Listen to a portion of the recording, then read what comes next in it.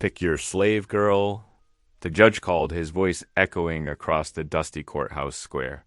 Shackled girls stand trembling as the crowd laughs, waiting to claim them. But then a giant cowboy steps forward, his shadow falling along in the dirt. He slams his rifle butt down and growls, "Free them." "I'll take the darkest." The town gasps. Whispers spread like wildfire. Why would a hardened cowboy risk his good name for a girl everyone else scorns? The church bell tolls. Jail. Keys rattle. Hoofbeats thunder in the night as flames rise on the horizon. What no one knows is that this girl holds a truth powerful enough to shake the whole valley treaties, water and justice buried under lies. The cowboy thought he was just saving a life, but now he's standing against ranch lords, the law, and the hatred of an entire town. Will mercy cost him everything, or will it bring freedom to them both? Every story I share leads with love, for people, for healing, for the things we sometimes forget to say out loud. The scorching Texas sun. Beat down on the courthouse square of San Felipe, where a crowd had gathered like vultures awaiting their meal. Judge Horace Kettle stood on the wooden platform, his black coat collecting dust as he swayed slightly, drunk on both whiskey and authority. Before him, 5 young Native American women stood in chains, their faces set in quiet dignity, despite their circumstances. Good citizens of San Felipe. The judge's voice boomed across the square, thick with false ceremony. These trespassers were caught stealing water from honest ranchers' land. He gestured dramatically at the chained women, his rings glinting in the harsh sunlight. Robert Boone stood at the back of the crowd, his tall frame allowing him to see over the heads of the townspeople. His weathered hands tightened around his rifle as he watched the spectacle unfold. The leather of his gun strap creaked with tension as his jaw clenched beneath his graying beard. Merchants and ranchers filled the square, their laughter mixing with the sound of horses stamping in the dust. Railroad men in clean suits stood apart, whispering among themselves and pointing at the captives. The scene turned Robert's stomach. His eyes were drawn to one of the women, younger than the others, with a straight back and proud bearing that seemed to rise above the mockery around her. She wore a simple dress, dusty from the trail, but her dark eyes remained fixed on the distant horizon, refusing to acknowledge the jeering crowd. "This here's Mariah Nantan," the judge announced, pronouncing her name wrong on purpose. "Chiefs, Aonken, if you can believe it." He laughed, encouraging the crowd to join in. "Now, who'll start the bidding? These girls need proper Christian homes to learn some civilization." Robert watched as Mariah's expression didn't change, though her fingers twitched at the insult to her family. A wealthy rancher near the front raised his hand, and Robert felt something snap inside his chest. The sound of his rifle butt striking the packed earth rang out like a gunshot. The crowd fell silent, parting as Robert strode forward. His spurs jingled with each deliberate step, and dust rose around his boots. At 6 feet 4 inches, he towered over most men present, and now he used every inch to his advantage. The judge's smirk faltered slightly as Robert approached the platform. "Free them." Robert's voice was low, but carried across the sudden quiet. "I'll take the darkest." He looked directly at Mariah, giving her a single, meaningful nod. In that brief moment, he tried to convey what he couldn't say aloud, that she would be safe. That freedom was his only intention.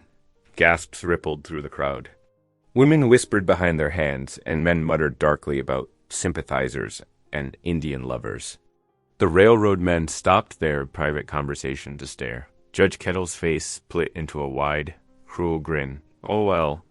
Robert Boone himself, stepping up to bid, he raised his voice for the crowd's benefit. "Never thought I'd see the day you take interest in such matters. Boone, your poor departed wife must be turning in her grave." Robert didn't flinch at the mention of his wife, though the pain twisted in his chest like an old knife.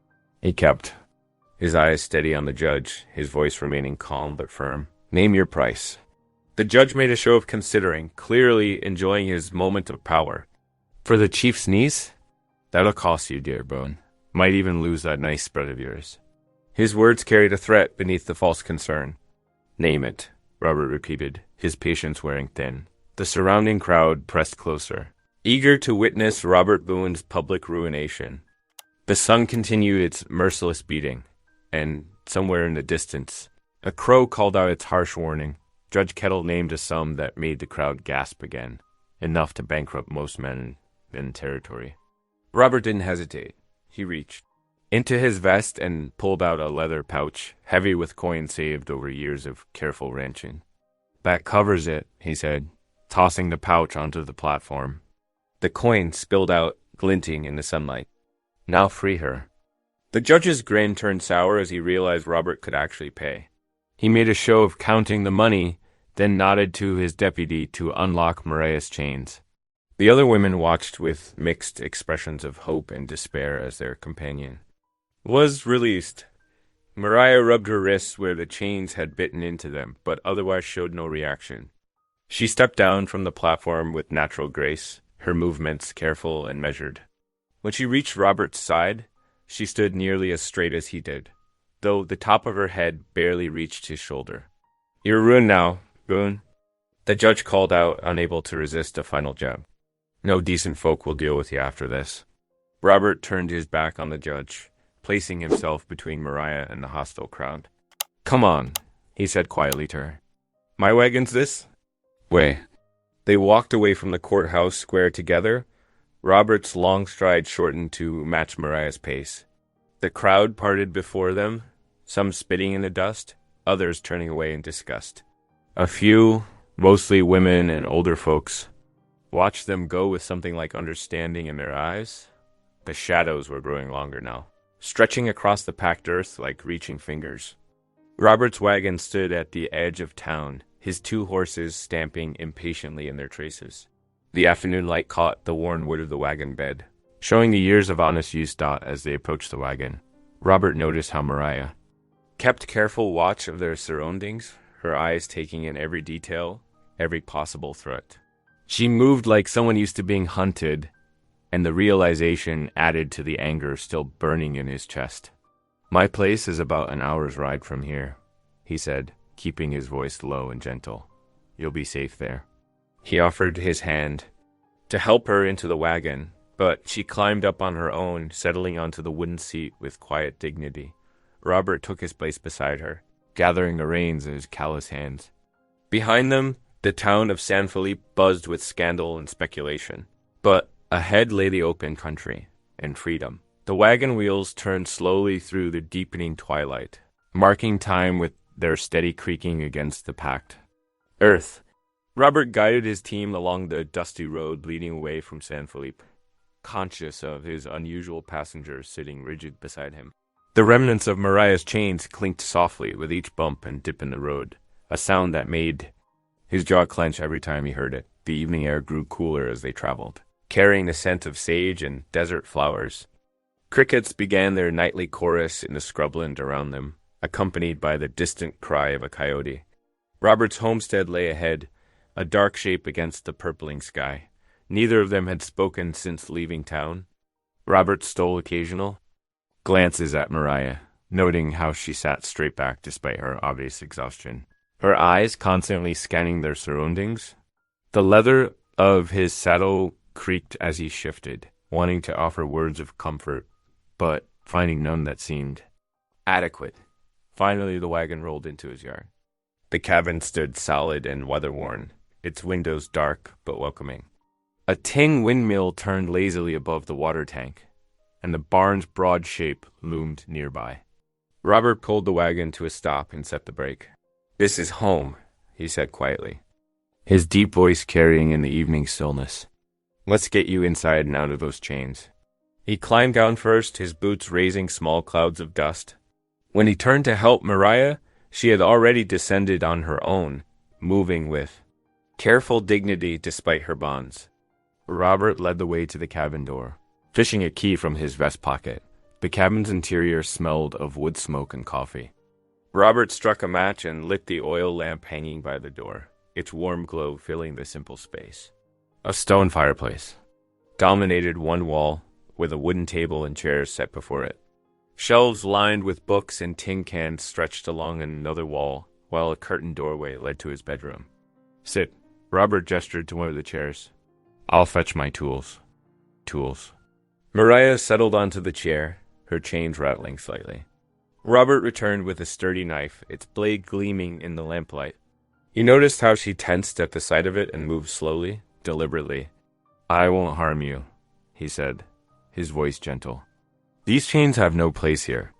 Working carefully, Robert cut through the rope, binding her wrists, then used the knife's tip to pick the simple locks on the iron cuffs. The chains fell away with a dull clank, revealing angry red marks on her skin. Robert turned to his cupboard. Returning with a loaf of bread, some dried beef, and a tin cup of fresh water, he set them before her without ceremony. Eat, he said simply. You must be hungry. Mariah looked at the food, then at him, wariness evident in her dark eyes. After a long moment, she reached for the bread, tearing off a small piece as if testing it. Robert busied himself building a fire in the hearth, giving her space to eat without feeling watched. When the flames were crackling steadily, he settled into the other chair with a weary sigh. I want you to know, he began, his voice rough with emotion. I never meant to buy you. That wasn't my intention. I couldn't stand by and watch that mockery continue. The firelight caught the silver in his hair and beard, highlighting the deep lines around his eyes, lines carved by sun and wind and grief. My Ellen, my wife, she passed 3 years ago. Since then, it's just been me, the cattle, and too much quiet. He studied his callous hands. What they were doing in town today, it wasn't right. Mariah listened silently, her expression guarded but attentive. She finished the bread and meat, then wrapped her hands around the tin cup. Seeking its warmth, Robert stood and retrieved a thick quilt from a chest near the wall. The fabric was faded but clean, pieced together in a star pattern. You can sleep here by the fire tonight, he said, indicating a sturdy cot in the corner. No one will disturb you. He placed the quilt on the cot, then settled back in his chair. The fire popped and crackled, sending shadows dancing across the cabin's walls. Robert bowed his head, his lips moving in silent prayer, asking for guidance in this unexpected situation. Mariah watched him for a long moment before rising and moving to the cot. She wrapped herself in the quilt but did not lie down, instead, sitting with her back against the wall, knees drawn up to her chest. The night passed slowly. Robert dozed in his chair, waking occasionally to add wood to the fire. Each time he found Mariah's eyes open, reflecting the firelight like dark pools. Dawn arrived with its usual glory, painting the sky in shades of pink and gold. Robert rose stiffly from his chair, noting that Mariah had finally succumbed to sleep. He moved quietly through his morning routine, pulling on his boots and heading out to milk his cow. When he returned with a brimming pail, he found Mariah in the yard. She moved carefully through the space, taking in every detail, the well-worn path to the barn, the neat stack of firewood, the array of tools hanging on the barn's exterior wall. Her steps carried her to the small, fenced area beneath an old oak tree, where a wooden cross stood in silent testimony to love and loss. Robert set the milk pail by the door and watched as Maria studied his homestead. The morning air held an uneasy tension, like the moment before a storm breaks. But there was respect in it, too, each of them acknowledging the other's presence while maintaining careful distance. Inside, Robert prepared a simple breakfast of cornbread and coffee. The familiar routine felt strange with another person present, making him aware of how long he'd lived alone. He set 2 plates on the table just as Mariah returned from her exploration. They sat down to eat, the morning sun streaming through the cabin's windows. Robert had just raised his coffee cup when Mariah spoke, her voice clear and steady despite its disuse. I am the niece of Chief Nantan, she said, watching him carefully. My uncle leads our people in the mountains to the west. Robert's coffee cup froze halfway to his lips. The name was familiar, all too familiar. Chief Nantan was known throughout the territory, a powerful Apache leader who had been fighting against broken treaties and stolen water rights. Robert slowly set his cup down, understanding flooding through him like ice water. The implications of her presence in his home suddenly became crystal clear. By freeing her, He had placed himself squarely in the middle of a dangerous conflict, one that had already cost lives on both sides. He looked across the table at Mariah, seeing her now not just as a woman he'd helped, but as a key figure in a struggle that could destroy everything he'd built. The morning sunlight continued to pour through the windows, but the warmth seemed to have gone out of it. Their breakfast lay forgotten between them, as the weight of this new understanding settled over the cabin like a heavy blanket. The morning sun climbed higher as Mariah sat at Robert's worn kitchen table, her fingers tracing the grain of the wood. Her voice, though quiet, carried the weight of her people's suffering. "The rivers that fed our lands for generations now run empty," she said, her dark eyes distant with memory. "The ranch lords built dams upstream, diverting water to their cattle. Our corn withers in the fields. The young ones," her voice caught. "Many children are sick from drinking what little water remains in the muddy pools." Robert listened intently, his weathered face grave. Steam rose from his forgotten coffee cup as Mariah continued. "My uncle, Chief Nantan, he knows the white man's ways. He sent letters to Washington, speaking of the treaties that promised us the water rights." She shook her head slowly. "No answers come? Or when they do, nothing changes?" Robert's jaw tightened. He'd seen the influential ranchers and railroad men at their private meetings, watched them laugh over drinks about Indian complaints. They'd never let such truth surface. It would threaten their grip on the territory's wealth. "You need proper clothes," he said suddenly, pushing back from the table. "Can't have you wearing these prison rags." Mariah looked up, surprised by the shift. "The townfolk will not welcome me in their shops." "Let me worry about that," Robert replied, already striding toward the door. "I'll saddle the horse." Soon they were riding double on Robert's bay gelding, following the dusty road into San Felipe. The morning bustle slowed as they passed, conversations dying mid-sentence. Robert felt Mariah's spine stiffen behind him as hostile stares tracked their progress. The general store's bell jangled as they entered. Mr. Peterson, the shopkeeper, looked up from his ledger and his face darkened. "Get that savage out of my store," he spat, pointing toward the door. "I don't serve their kind." Robert's massive fist clenched at his side, but he kept his voice level. "The lady needs clothes. Proper ones. You'll sell them to us." "I will not." Peterson's face reddened. "Take your Apache whore elsewhere." Robert took one step forward, his shadow falling across the counter. Though he spoke softly, steel ran through his words. "You'll watch your tongue, Peterson, and you'll sell us what we need. Now." The shopkeeper's Adam's apple bobbed as he looked up and up at Robert's towering frame. After a tense moment, he jerked his head toward the fabric shelves. "Make it quick." Mariah selected cloth with quiet dignity, enough for a skirt and blouse. Robert added a warm shawl and sturdy boots, paying with coins that rang loud in the charged silence. Outside, whispers followed them down the boardwalk. "Boone's gone crazy. Took himself an Apache slave. Disgrace to his poor dead wife." Words struck like physical blows, but Robert kept his head high. He'd known this was coming. The price of doing right was rarely small dot as they passed the whitewashed church. Robert noticed several children pressing their faces against the window of the Sunday school room, eyes wide at the sight of them. He pulled the horse to a stop. "We're going in," he announced. Mariah's hand tightened on his arm. "The church? They will not want. God's house is open to all," Robert cut in firmly. "Come on." The small sanctuary was empty, save for a few elderly women preparing for the afternoon service.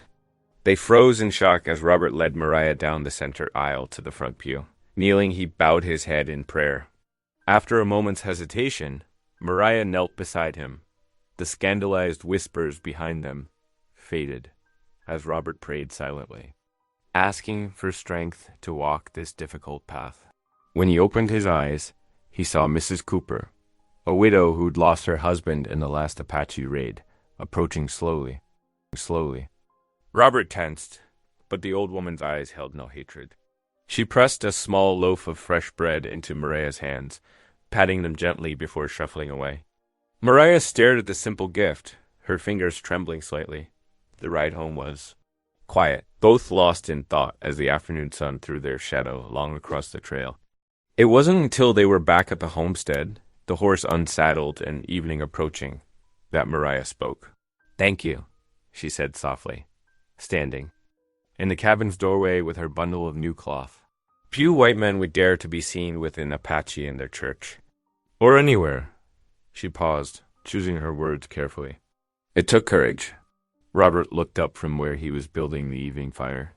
Ain't courage to do what's right. It's just necessary. Mariah's dark eyes studied him for a long moment. When she spoke again, her voice carried a warmth that hadn't been there before. My people have a saying, a warrior's strength is measured not by his enemies killed, but by the friends he defends. She gave him a small nod. You are a warrior, Robert Boone. The fire crackled in the growing dusk, its light catching the ghost of a smile on Robert's face as he continued his work. Outside, a coyote called to the rising moon, and somewhere in the distance, an owl answered. The Texas sun rose fierce and early, painting the horizon in streaks of orange and gold. Robert stepped onto his cabin's porch, coffee cup warming his calloused hands. He watched as Mariah emerged from the guest room, her new clothes lending her a quiet dignity. Time you learn the workings of this place, he said, setting down his cup, starting with the cattle. They walked together to the small pasture where his dozen head of cattle grazed in the morning light. Robert demonstrated how to scatter. Feed? His movements sure and practiced. Mariah observed carefully, then took the feed bag herself. Her movements were graceful, but efficient, the motions of someone used to working with her hands. You're a natural, Robert noted, watching her. Or, she didn't respond, but he caught the slight lift of her chin at the praise. Later, by the woodpile, Robert handed her an axe. Some men might have hesitated to trust an Apache with such a tool, but Robert had seen the strength in her arms, the sureness in her movements. Split them along the grain, he explained, demonstrating the technique. Let the weight of the axe do the work. Mariah's first few swings were tentative, but she quickly found her rhythm. Soon, wood chips flew as she worked steadily beside him, the pile of split logs growing between them. They worked in comfortable silence, broken only by the thunk of axes and the distant lowing of cattle dot as evening drew near. Robert lit the lamps while Mariah helped prepare their simple supper. The familiar scent of beans and cornbread filled the cabin, mingling with the smoky warmth from the hearth. After they'd eaten, Mariah remained by the fire, her eyes reflecting the dancing flames. Softly, almost to herself, she began to sing. The words were Apache, flowing like water over stones, rising and falling in patterns Robert had never heard. Before, her voice carried wisdom older than the territory itself. My grandmother's songs, she explained during a pause. She taught them to teach us about the land, the seasons, our duties to each other. Robert nodded slowly, memory stirring. My Sarah used to sing here too, he said, his voice rough with emotion. Hymns mostly. Amazing Grace was her favorite. The pain of loss twisted in his chest, but somehow sharing it made it easier too. Bear dot the peaceful moment shattered at the sound of approaching hoofbeats. Robert rose quickly, recognizing the angry pace of the horse even before Thomas Wheeler, his nearest neighbor, pounded on the door. Boone. Wheeler's voice was thick with fury. Get out here. Robert opened the door to find Wheeler red-faced in. The lamplight? The man's eyes darted past him to where Mariah stood near the hearth. So it's true, Wheeler spat. You're keeping an Apache squaw. Have you lost your mind? Watch your tongue, Robert warned quietly. The lady is my guest. Guest? Wheeler laughed harshly. You're shaming the whole valley, Boone. Decent folks are talking. This ain't right, and you know it. What ain't right is how we've treated her people, Robert replied. I won't send her away. Then you're a fool. Wheeler turned his horse sharply. Don't come crying when this brings you ruin. He spurred away into the gathering darkness, leaving. Dust and tension hanging in the air, Robert closed the door with a weary sigh. He found Mariah standing rigid, her face drawn with worry. I bring trouble to your house, she whispered. Perhaps I should. No, Robert cut her off firmly. You're no burden. Wheeler and his kind. They're the burden on this territory's conscience. Days passed in uneasy peace. They fell into a rhythm, working side by side, feeding animals, tending the small vegetable patch, repairing fences. Robert noticed how Mariah's movements grew more confident, how she began to hum her grandmother's songs while she worked. One afternoon, as they rested in the shade of the barn, a boy rode up with a telegram. Robert read it with growing concern, then handed it to Mariah. She studied the paper curiously. From Reverend Matthews, Robert explained. A friend who hears things. Says Judge Kettle's been meeting with ranchers, making plans. Nothing good, I reckon. Mariah traced the strange marks on the paper. These speak to you? She asked. Words, Robert said. Like this one, danger. He pointed to the word, pronouncing it carefully. Dangar, Mariah repeated, then pointed to another word. For the next hour, Robert taught her simple English words from the telegram. Her quick mind absorbed them readily, though she struggled with some sounds. The lesson only ended when Robert noticed the lengthening shadows and rose to start supper. Inside the cabin, a pot of stew bubbled on the stove, filling the air with savory aromas. Robert was just about to call Mariah in from where she was finishing her evening chores when he heard it, the thunder of multiple horses approaching fast. The sound brought him to his feet, rifle in hand. He stepped onto the porch just as 6 riders emerged from the growing dusk, circling his homestead. He recognized them, all men loyal to Judge Kettle. Boone, one called out. Time to end this Apache-loving nonsense. Get off my land. Robert replied, his voice calm but carrying clear across the yard. Or what? Another rider shouted. You going to shoot all of us? Robert didn't move, didn't raise his rifle, but his presence filled the doorway. If I have to. The riders shifted uneasily in their saddles. Even in the dim light, they could see the steel in his eyes, the unwavering set of his shoulders. This was a man who meant what he said. Mariah appeared silently beside him, her own strength adding to his. Together they stood in the lamplight, facing down the darkness beyond the porch. The riders continued to circle, shouting threats and insults, but they kept their distance. The line had been drawn. For now, at least, they weren't ready to cross it. The riders circled the homestead one final time, their horses' hooves kicking up dust in the fading light. Suddenly, 3 sharp cracks split the evening air, warning. Shots fired skyward. The sound echoed across the valley as the men wheeled their mounts and galloped away. Their threats carried off on the cooling breeze. Robert remained on the porch, his rifle ready across his knees. The wooden boards creaked beneath his rocking chair as night settled over the land. Through the window behind him, lamplight spilled out, and he could hear Mariah's soft prayers in Apache, rising and falling like gentle waves. The hours crept by. Coyotes called in distance. An owl swooped silently past, hunting in the darkness. Robert's eyes never stopped scanning the shadows, watching for any sign of the rider's return. His thoughts turned dark as pitch. Wondering how deep the corruption in San Felipe truly ran, Dawn found him still in his chair, red-eyed but alert. Mariah emerged from the cabin carrying 2 steaming cups of coffee. She handed one to Robert, her face drawn with concern. You did not sleep, she said. It wasn't a question. Robert took a long sip before answering. Been thinking. Time we face the judge directly. Demand to see what papers he claims give him power over your people. Mariah's fingers tightened around her cup. He will not show. Truth. Maybe not, Robert agreed. But we need to know what lies he's built his power on. They rode into town as the morning sun climbed higher, their horses' hooves raising small clouds of dust from the packed earth.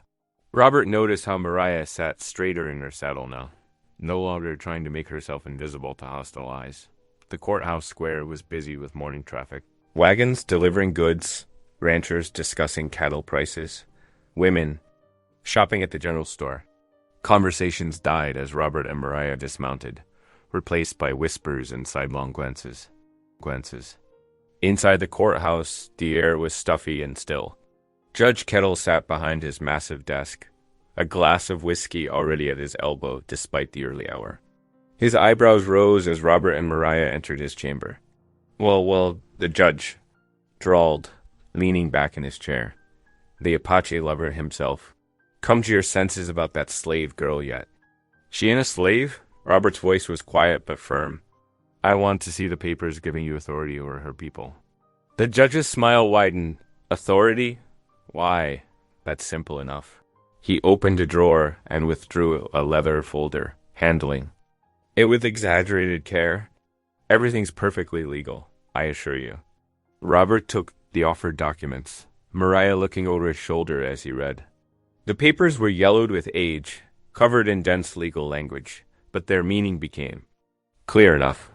According to these documents signed and witnessed years ago, all Apache in the territory were declared wards of the state, with no rights to property or legal standing, but what made Robert's blood run cold was the signature at the bottom. Reverend Thomas Shaw, the town's preacher, had put his name to this abomination. Beside him, Mariah made a small sound, like something breaking inside her. A single tear traced down her cheek, though she quickly wiped it away. As you can see, Judge Kettle said, enjoying their reaction, everything's in proper order. Signed by the Lord's own representative himself. Robert carefully folded the papers and handed them back, his movements controlled, despite the rage building in his chest. Without a word, he placed a gentle hand on Mariah's shoulder and guided her from the chamber, leaving the judge's mocking laughter behind them. They walked their horses through town, leading them toward the small white-painted parsonage near. The church. Robert's mind was turning. He'd known Reverend Shaw for years, had always thought him a good man. How could he have signed such a document? The preacher answered their knock himself, his thin face going pale when he saw who stood. On his porch. Robert and Miss Nanton. Please, come in. Inside, the parsonage was cool and dim, smelling of old books and furniture polish. The Reverend gestured them to seats, but remained standing himself, twisting his hands nervously. You signed papers, Robert said without preamble. Papers saying the Apache have no rights? The preacher seemed to age 10 years before their eyes. He sank into a chair, his shoulders slumping. Yes, he whispered. God forgive me, I did. Why? Mariah's voice was soft but intense. Reverend Shaw couldn't meet her eyes. It was years ago. The ranch lords, they were squeezing everyone. Said they'd burn the church, run me out of town if I didn't sign. I told myself it was just a piece of paper, that it wouldn't really change anything. He laughed bitterly. I was a coward. Those papers give Kettle power he's using to hurt innocent people, Robert said. You could help make it right. The preacher nodded slowly. Yes, I could testify. Tell how I was forced to sign. How the whole thing was a lie. He looked up at them, his face drawn with fear. But I need time. A few days to prepare myself, to make peace with what must be done. Robert studied the man carefully, then nodded. 3 days. After that, we'll need your word in public. The ride back to the homestead was quiet, both of them lost in thought. The sun was setting by the time they arrived, painting the sky in shades of purple and gold. Inside the cabin, Robert stirred up the fire while Mariah prepared their simple supper of beans and cornbread. The familiar domestic tasks helped ease some of the day's tension, but worry still hung heavy in the air. They ate in silence for a while. The only sounds a clink of spoons against bowls and the pop of burning wood in the hearth. Finally, Robert spoke. We'll find a way through this, he said firmly. The preacher's testimony will help. Others will speak up too, once they see they're not alone. Mariah set down her spoon, her dark eyes serious in the lamplight. My uncle, she said softly. He waits in the hills, hoping for word of me, of justice for our people. Robert absorbed this news carefully. The presence of an Apache leader so close could complicate things. Or maybe, just maybe, it could be the key to changing everything. Night settled over the homestead, bringing with it a chorus of crickets and the distant cry of a lone coyote. Inside of the cabin, hope flickered like the lamplight, small and uncertain. but not yet extinguished. The morning sun cast long shadows across the yard as Robert saddled his horse. Mariah emerged from the cabin carrying a small bundle of provisions: dried beef, cornbread, and a canteen of water. Her movements were quick and sure, but Robert could see the tension in her shoulders. "It's a fair piece to the foothills," he said, adjusting his horse's cinch. "Reckon we should start out now if we aim to make it by dusk." Mariah nodded, mounting her horse with practiced grace. "My uncle will be waiting. He has moved the camp 3 times since I was taken, always watching for soldiers." They rode out as the sun climbed higher, leaving the familiar pastures behind. The terrain grew rougher as they went, the trail winding through rocky outcrops and patches of scrub oak. Robert kept a careful eye on their surroundings, alert for any sign they were being followed. By midday, the heat was fierce. They stopped in the shade of a limestone cliff to rest the horses and share some water. Mariah's eyes constantly scanned the horizon, searching for landmarks only she could recognize. "Tell me about your uncle," Robert said, breaking the trail dust's silence. Mariah's face softened with pride. "He is a wise leader. When others called for war, he sought peace through papers and treaties. He learned Spanish, sent letters to Washington." She paused, touching the silver cross at her neck. "But the ranch lords, they fear his wisdom more than warriors." They pressed on through the afternoon, climbing steadily into pine-covered hills. The air grew cooler, carrying the scent of resin and wild sage. As the sun began to sink, Mariah raised her hand, pointing to a nearly invisible trail between 2 boulders. "There," she said softly. "We are close now." The Apache camp was well hidden in a grove of tall pines, the wickiups blending naturally into the landscape. Smoke from cooking fires rose thin and pale against the darkening sky. As they approached, several men materialized from the shadows. Rifles held ready, but not aimed. Chief Nantan stepped forward, his face lined with dignity and concern. He was tall for an Apache, wearing a mix of traditional dress and trade cloth, with a silver concho belt that caught the last rays of sunlight. When he saw Mariah, relief flooded his features. "Uncle," Mariah called out in Apache, sliding from her horse to embrace him. Robert dismounted slowly, keeping his movements deliberate and calm. He stood straight but not challenging, letting them have their moment of reunion. The chief held his niece close, speaking soft words in Apache, then turned to study Robert with keen dark eyes. Maria spoke rapidly in Apache, explaining Robert's role in her rescue. The chief listened intently, his expression giving nothing away. Finally, he stepped forward and extended his hand in the white man's greeting. "You helped my sister's daughter," he said in careful English. "For this, I thank you." Robert shook his hand firmly. "It was right to do, sir. Nothing more." They gathered around one of the cooking fires as night settled in. Someone brought bowls of stew and flatbread. Through Mariah's translation, Robert explained everything: the corrupt judge, the false papers, and the preacher's promised testimony. Chief Nat listened without interruption, occasionally nodding. When Robert finished, the chief was silent for a long moment, studying the fire. Then he spoke, Mariah translating his words. "For 3 years, we have sent papers to Washington. Treaties signed by our fathers, proving our right to the river. Water, maps showing where the ranch lords built dams. Letters from honest Indian agents." He reached into his leather vest and withdrew a worn leather pouch. "These are copies. The originals went east by railroad 2 moons ago." He held the pouch out to Robert. "You have shown honor. Perhaps you can use these to help speak truth." Robert accepted the pouch carefully, understanding the trust being placed in him. "I'll do my best to see justice done," he said simply. The chief nodded gravely. Then his expression grew concerned. "The ranch lords grow afraid," he said through Mariah. "Afraid men are dangerous men. You must watch carefully." As the night deepened, more fires were lit around the camp.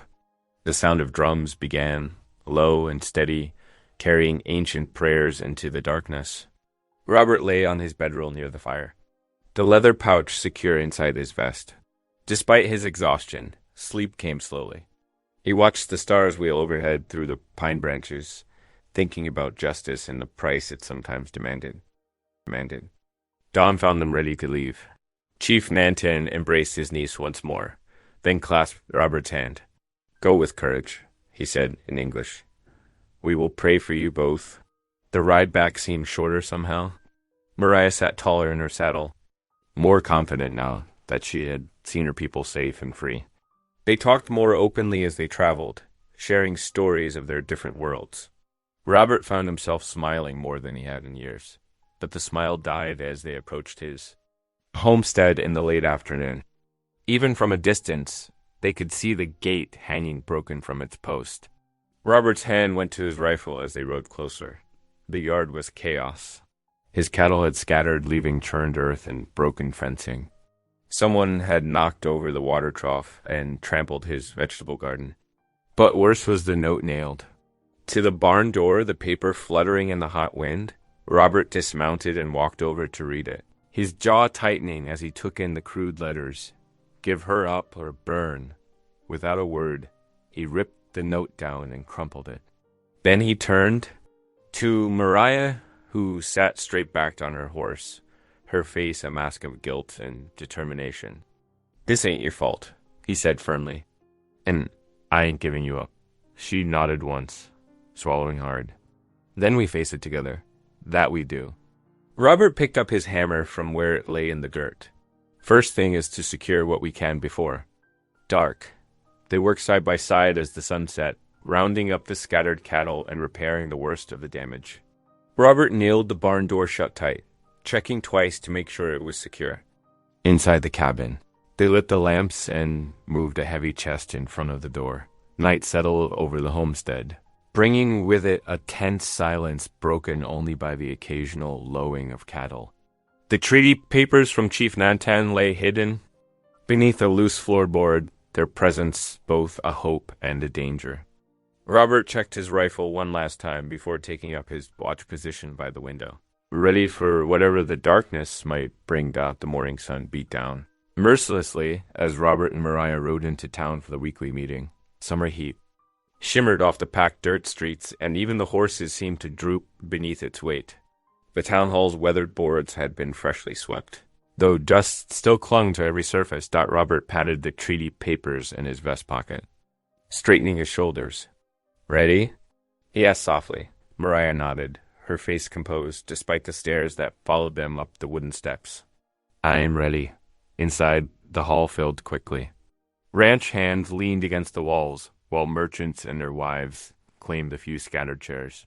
Ladies fanned themselves with church bulletins, their faces pink with heat.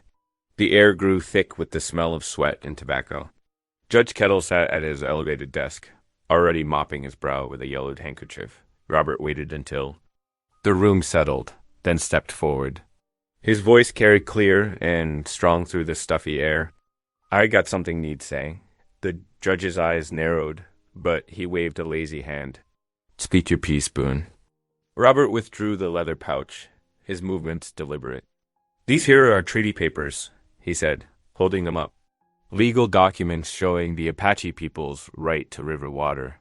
Papers signed by government men, promising fair share of what flows down from the mountains." A murmur rippled through the crowd. Robert pressed on, his words measured and firm. "We've been damming that water, starving out folks who had claim to it first. That ain't justice, and ain't right." Some of the older farmers shifted uncomfortably, perhaps remembering their own lean years when crops withered and children went hungry. Mrs. Peterson, who'd lost 2 fields to drought last season, dabbed at her eyes with a handkerchief. Mariah stepped forward then, her head high. The room hushed, surprised by her courage. "My people's children are sick," she said, her English careful but clear. "Our corn dies in dry earth. We ask only for what was promised." Her voice caught slightly. What was written on paper and sealed? With honor, the silence held. Even Judge Kettle's usual smirk faltered as he studied his hands. In that moment, the hall's heavy air seemed charged with possibility. The door creaked open. The preacher entered, his face pale but determined. He moved slowly to the front, standing beside Robert and Mariah. "I have a confession," he said, his voice trembling but gaining strength. "Years ago I signed papers that called the Apache people wards with no rights to property." He swallowed hard. "I signed under pressure from men who wanted the water. It was wrong, and may God forgive me." The hall erupted. Shouts bounced off the walls, some calling for fairness, others demanding Robert's head for stirring up trouble. Mrs. Peterson stood suddenly, her voice cutting through the chaos. "My Henry always said them dams upstream wasn't natural. We all suffer when water ain't shared, right?" Judge Kettle banged his gavel, but the noise only grew. Robert saw ranch lords in the back corner, their faces dark with fury. Near the door, several merchants nodded thoughtfully, perhaps calculating the cost of continued conflict. "Order," the judge shouted. "This meeting is adjourned until tempers cool." People filed out slowly, breaking into heated discussions. The elderly widow who'd given Mariah bread at the church pushed through the crowd. She clasped Robert's rough hand in her soft, wrinkled ones. "Don't give up," she whispered fiercely. "My late husband used to say justice is like water. It finds its way through any crack." The ride home was quiet, but not heavy. The prairie stretched around them, painted gold by the setting sun. Grasshoppers chirped in the tall grass, and the cool breeze carried the promise of evening. "Some hearts turned today," Mariah said softly as they approached the homestead. "Not all, but some." Robert nodded. "Might be enough to start with." They settled into their evening routine, sharing a simple supper of beans and cornbread.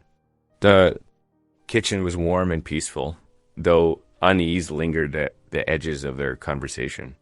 Robert's dogs dozed by the hearth, occasionally twitching in their sleep. The clock had just struck midnight when the dogs exploded into frenzied barking. Robert grabbed his rifle and raced outside, Mariah close behind. The sight stopped them. Cold, the barn was ablaze, flames already climbing high into the night sky. The heat hit them like a wall, and sparks swirled up like angry fireflies. "The horses!" Mariah cried, starting forward, but Robert caught her arm. "Too late," he said grimly. "Fire's got too good a hold." In the distance, lanterns bobbed as neighbors watched from their homesteads. Not one came forward to help. The crack and roar of burning timber filled the night as Robert and Mariah worked desperately to keep the fire from spreading to the house. They formed a bucket line to the well, throwing water on the ground and nearby structures. Hours passed before the flames began to die. By then, the barn was nothing but a skeleton of blackened beams outlined against the stars. The acrid smell of burnt wood and hay hung heavy in the air. Robert stood silent, his face streaked with soot, watching the last embers glow. Mariah touched his arm gently. "I am sorry," she said. "This is because of me." Robert shook his head. "No, this is because of men who fear losing power more than. They love justice." He turned to face her, his expression determined despite his exhaustion. "We ain't finished yet." Behind them, the first hint of dawn began to lighten the eastern sky. The burned barn still smoldered, but something else had been kindled that day in town. A spark of hope that might prove harder to extinguish than any fire. The night air crackled with heat as flames devoured the barn. Robert and Mariah worked side by side, passing buckets between the well and the inferno. Their faces gleamed with sweat in the firelight, muscles straining against exhaustion. The horses' terrified whinnies had faded to silence, leaving only the roar of the blaze. "Another," Robert shouted, passing an empty bucket back. His shirt clung to his back, dark with sweat and soot. Mariah's quick hands caught it, her movements precise despite the chaos. They had formed their own rhythm in the darkness. Draw, pass, throw, return. The fire reached higher, casting dancing shadows across the yard. Heat blistered the paint on the nearby fence, and sparks sailed upward like angry stars. Inside the barn, beams groaned and crashed. The sound of splintering wood echoed across the prairie like gunshots. Hour by hour they fought. The well ran low, but they kept working, saving what they could. By the time dawn painted the sky in pale gray streaks, the barn was nothing more than a smoking skeleton, charred timber. The air hung thick with ash, and the acrid stench of burnt hay. Robert stood in the yard, counting the cost. 3 cattle lost to the flames, along with the winter feed, tools, and tack. His shoulders slumped as he sank onto an overturned bucket, the weight of the night settling heavy on his frame. His weathered hands trembled with fatigue. Mariah knelt beside him in the dirt, her face streaked with soot, but her eyes clear and steady. "My people have lost more," she said softly, touching his arm. "Homes, hunting grounds, children, yet we endure." Robert looked at her, seeing the quiet strength in her bearing. The simple truth of her words steadied him. They sat together as the sun climbed higher, watching thin wisps of smoke curl up from the ruins. The day passed in a haze of cleanup and assessment. Neither spoke much, but they worked in companionable silence, salvaging what they could from the wreckage. As dusk approached, the clip-clop of hooves broke the evening quiet. Robert straightened, his hand moving instinctively toward his rifle. 3 deputies rode into the yard, their badges catching the last rays of sunlight. The lead man, Deputy Wilson, carried iron shackles that clinked with each step of his horse. Robert's jaw tightened as he recognized the malice in their approach. "We got orders from Judge Kettle," Wilson called out, swinging down from his saddle. "The Apache woman's under arrest, charged as a runaway slave." "That's a lie," Robert growled, stepping forward. His hands clenched into fists at his sides. "She's free. I claimed her freedom in front of the whole town," Wilson sneered, advancing with the shackles. "Judge says different. Stand aside, Boone." Instead, Robert launched himself at the deputies. His fist connected with Wilson's face, bringing a satisfying crunch and spray of blood. The deputy stumbled backward, cursing through broken nose. The other 2 men rushed him. Robert fought like a wounded bear, landing solid blows that sent one deputy sprawling. But exhaustion from the night's battle with fire had taken its toll. He never saw the club that struck him from behind. Pain exploded across his skull. The world tilted sideways. As he fell, through blurring vision, he saw Mariah struggling against rough hands, heard her screams of protest echo across the yard. He tried to rise, but his arms wouldn't obey. Blood trickled warm down his neck. "Robert." Mariah's voice cracked with anguish as they dragged her away. The sound of chains clicking shut mixed with her cries. Then silence fell, broken only by the thud of retreating hoofbeats. Robert lay in the dirt, consciousness fading in and out like a guttering lamp. The sun set. Stars appeared. He couldn't move. Hours passed before the soft crunch of footsteps approached. A lantern's glow cut through the darkness, and gentle hands turned him over. The widow's concerned face swam into focus above him. "Lord have mercy," she whispered, setting the lantern down. From her apron pocket, she produced clean cloths and a small bottle of witch hazel. With practiced care, she began cleaning the wound on his head. "Mariah?" Robert managed to rasp. The widow's hand stilled for a moment. "They took her to the jail," she said quietly. "But there's worse. Judge Kettle means to sell her south by week's end. RA sent word to traders in San Antonio." Robert's hand shot out, gripping the widow's wrist with desperate strength. "Then I'll face him," he whispered hoarsely. "Before the whole town. Make them see? Easy now," the widow soothed, continuing to bind his wounds. "You're not alone in this fight. There are those of us who remember justice, who saw truth in that girl's eyes at the meeting." She tied off the bandage with careful fingers. "I'll gather them. We'll stand with you." Robert's eyes burned with fever and determination. "Much obliged," he managed, before pain dragged him under again. The widow and her son helped move him inside, settling him on his bed. Through the long night, fever racked his big frame. He tossed restlessly, muttering prayers mixed with Mariah's name. The widow kept vigil, changing cool claws on his forehead, while outside the ruins of the barn smoldered under the stars in his fevered dreams. Robert saw Mariah in chains, saw the judge's mocking smile, saw his own hands reaching but never quite touching. He dreamed of water flowing freely down from the mountains, of treaty papers turning to ash, of his late wife's face overlaid with Mariah's steady gaze. Through it all, one thought burned clear. He would not let this injustice stand. The widow watched over him, her weathered face grave in the lamplight. She had seen too many good men broken by cruelty, too many lives twisted by greed.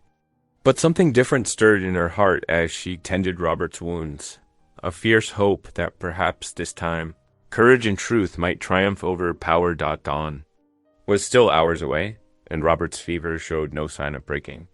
But his prayers continued, whispered through cracked lips, asking not for comfort, but for strength to finish what justice demanded. The first rays of sunlight crept through Robert's window, finding him already awake. His body ached fiercely from the beating, but determination burned stronger than pain.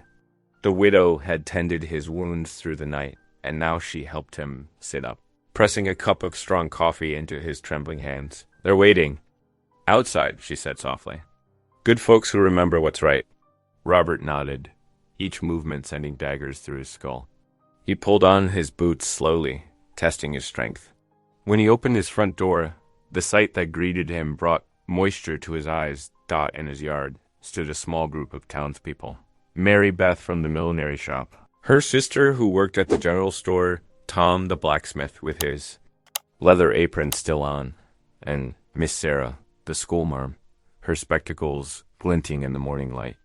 They shifted nervously, but stood their ground.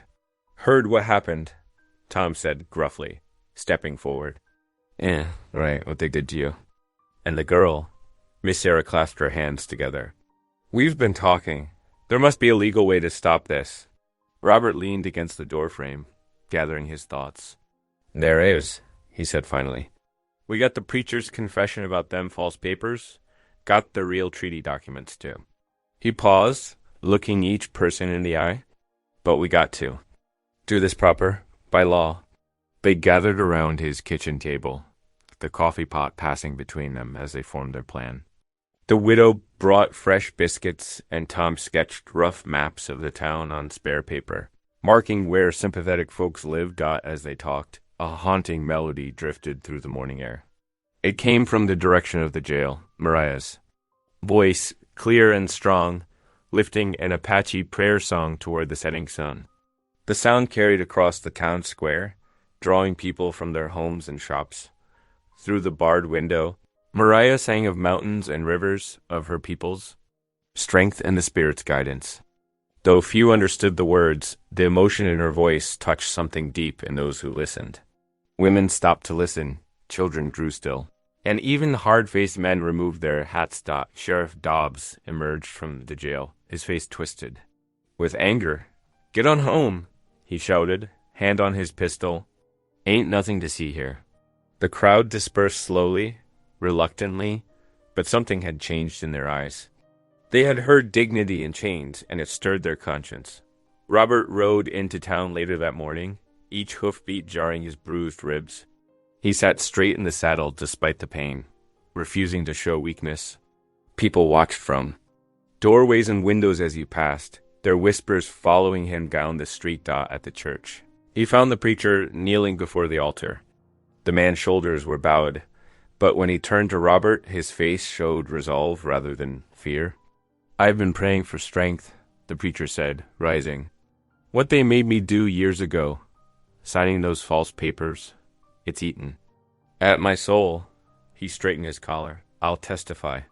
Before God and a town, I'll speak truth." Robert gripped his shoulder. "Might cost you. My silence already cost too much." As evening approached, Robert made his way to the telegraph office. The young clerk, Jimmy, jumped when he entered, nearly knocking over his inkwell. "Need these sent to the territorial governor," Robert said, laying out the treaty documents and the preacher's written confession. "Every word, mind. These papers prove the Apache water rights and the judge's lies." Jimmy's hand shook as he began copying the messages. "Judge Kettle won't like this none," he whispered. "Reckon not," Robert agreed quietly. "But you do what's right, boy." The clerk nodded, though sweat beaded on his forehead. His telegraph key began clicking steadily. sending truth down the wire toward justice. Back at his homestead, Robert tended his remaining cattle in the twilight.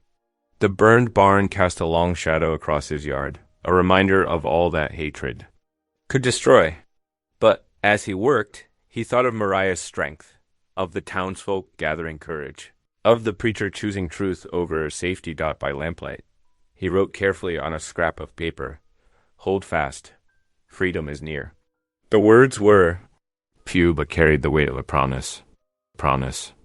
When Tommy Matthews, one of his brightest students, came to his door just before dark, Miss Sarah stood behind him. The boy's freckled face was serious as Robert handed him the folded note. "Can you get this to Mariah at first light?" Robert asked. Tommy straightened his shoulders. "Yes, sir. Through the window bars. I know how." "Careful now," Miss Sarah cautioned. "Sheriff's got a mean streak." "I can do it," Tommy insisted. "Pa says helping folks ain't wrong, even if the law says different sometimes." Robert watched them leave, the boy's small figure walking tall beside his teacher in the gathering dusk. Hope, he reflected, often came in unexpected forms. A child's courage, a widow's kindness, a prayer song floating over rooftops at sunset. He sat on his porch as night fell, his wounds throbbing, but his spirit steadied. Tomorrow would bring its own battles, but tonight he could feel the tide of justice beginning to turn. In the distance, a coyote called, its lonely voice echoing across the prairie, like a reminder that no creature was meant for chains. Morning painted the Texas, sky in shades of pearl and gold, not a cloud marring its vast expanse. Robert Boone stood before his mirror, fingers trembling slightly as he buttoned his best coat, the one he had worn to his wife's funeral 3 years ago. His reflection showed dark bruises from the deputy's beating, but his eyes burned with quiet determination. He strapped on his gun belt with careful deliberation, checking that his revolver's chambers were empty. This would be a battle fought with truth, not bullets. The empty gun would speak volumes about his intentions. His mare waited patiently by the hitching post, her coat brushed to a shine. Robert mounted slowly, his ribs protesting each movement. The widow had done her best with poultices and bandages, but some wounds needed more than herbs to heal. As he rode toward town, neighbors watched from their porches and fields. Some turned away, shame or uncertainty in their stance. Others nodded, slightly the barest acknowledgement of respect. The morning air hung heavy with unspoken words. The courthouse square was already filling when Robert arrived. He dismounted carefully, straightening to his full height despite the pain. The preacher stood waiting at the bottom of the courthouse steps, his Bible clutched tight against his chest. Behind him, the widow adjusted her shawl with nervous fingers. "Ready?" Robert asked quietly. The preacher swallowed hard but nodded. "The Lord tests our hearts with fire," he said. "Time to face the flame." They climbed the steps together, joined by others who had supported their cause. Tom the blacksmith, Miss Sarah the schoolmarm, several shopkeepers and their wives. Their footsteps echoed in the morning quiet. Inside the courthouse, Judge Horace. Kettles sat elevated behind his massive oak desk, his jowls quivering with barely contained satisfaction. Sheriff Dobbs stood to one side, hand resting casually on his gun belt. The room smelled of dust and stale tobacco. Mariah sat in chains near the front, her back straight as an arrow. When she saw Robert, her eyes flickered with hope, though she kept her face carefully neutral. "Court is now in session," Judge Kettle announced, his voice booming through the crowded room. "Regarding the matter of the Apache female, declared ward of the territory and subject to sale under statute, if it please the court." The preacher stepped forward, his voice trembling but clear. "I have testimony regarding those statutes." The judge's face darkened. "You will not recognize, Reverend."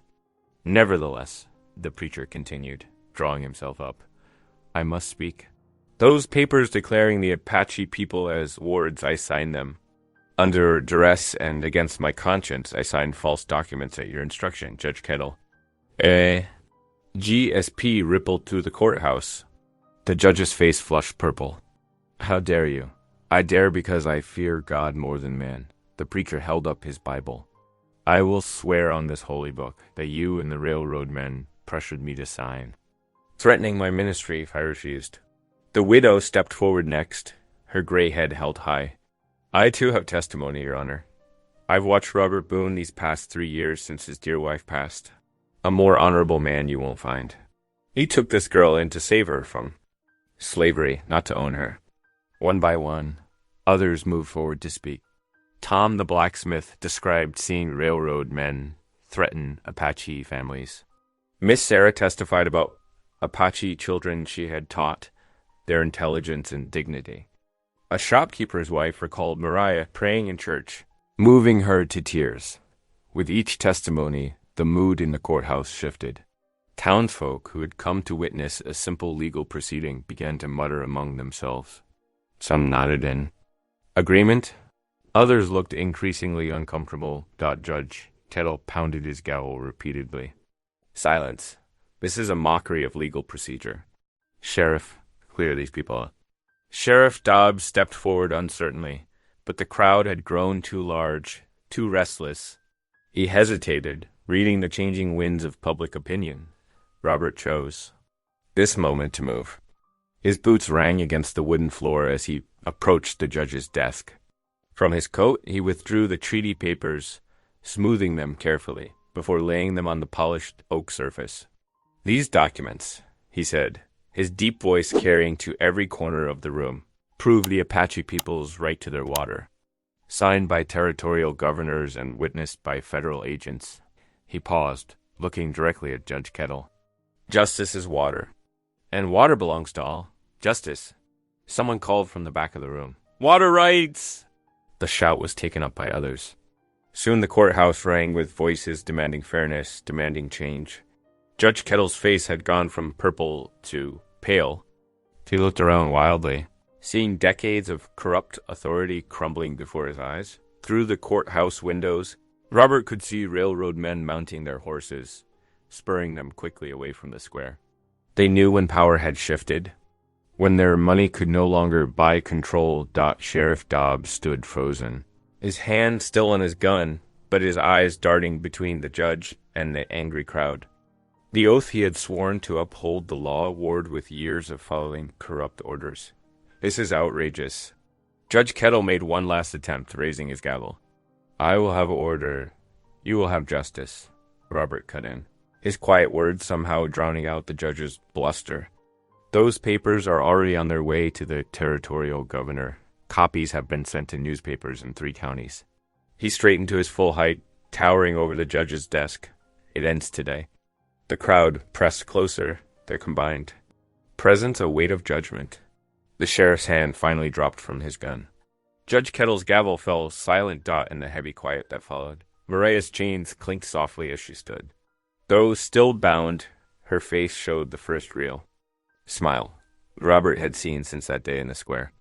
Beyond the courthouse walls, morning sun streamed through the windows, bringing light to long-hidden truths. Judge Kettle's face twisted with desperation as he watched his authority crumbling. His fingers clawed at his desk as he shouted, Sheriff Dobbs, silence this man at once. The sheriff drew his revolver with practiced speed, leveling it at Robert's broad chest.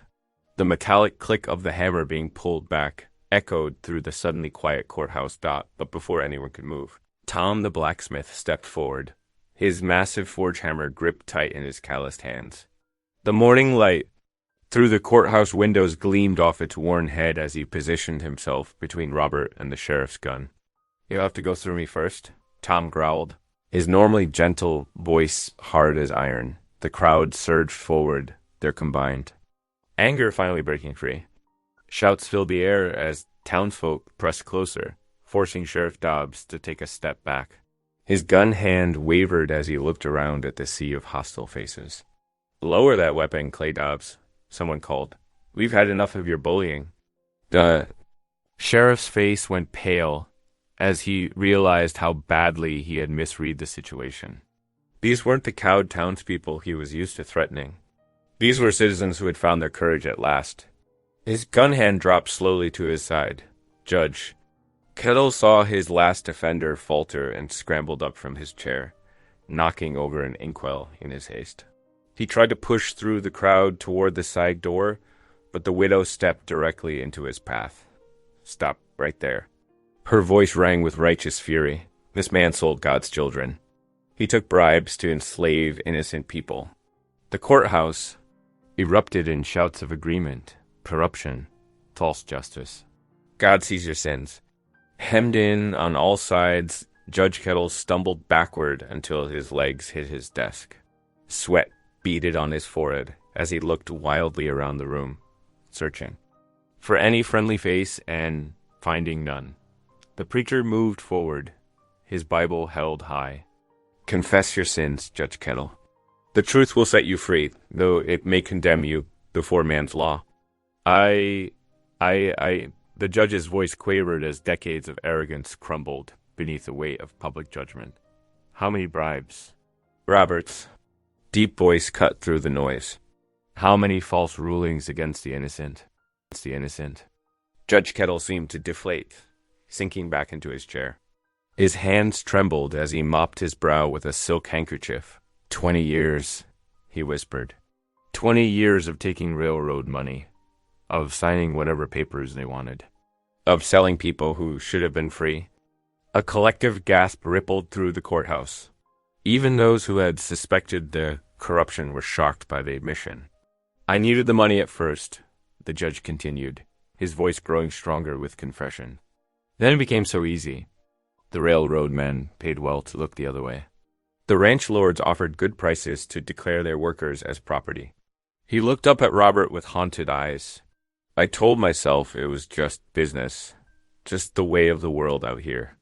Robert seized the moment, stepping forward to tower over the judge's desk. "Then let her go," he demanded, gesturing toward Mariah. "Sign the release, now." Judge Kettle's hand shook as he picked up his gavel. He hesitated for a moment, then brought it down with a weak thump. "The Apache woman is released," he muttered. "Let the record show she was wrongfully held." "Louder?" The preacher insisted, so all can hear. "Released." Judge Kettle's voice cracked. "She's released. Free to go." 2 deputies hurried to unlock Mariah's chains, their earlier swagger replaced by shame-faced efficiency. The irons fell away with a clank that echoed through the hushed courthouse. Mariah stood slowly, rubbing her wrists where the shackles had chafed. Her dark eyes swept the room, taking in the judge's defeat, the sheriff's downfall, and the townspeople's awakening. Though she said nothing, her dignity spoke volumes. The crowd parted respectfully as she walked forward, creating a path to the courthouse door. No one dared meet her gaze directly, but there were murmured apologies and gentle nods of acknowledgement as she passed. Outside, the widow had already sent word to the church.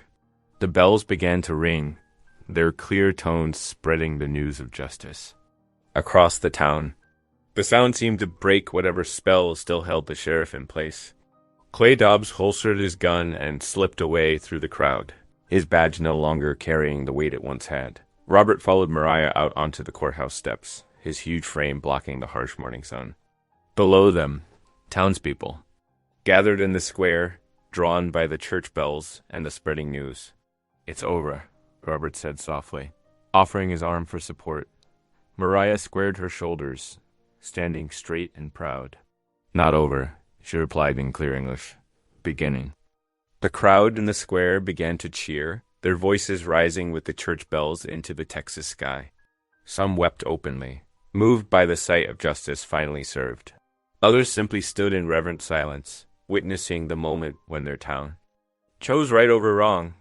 The evening sun painted long shadows across the courthouse square as people slowly dispersed. Many stopped to shake Robert's hand or offer quiet words to Mariah. The widow brought them both water, her weathered hands steady as she poured.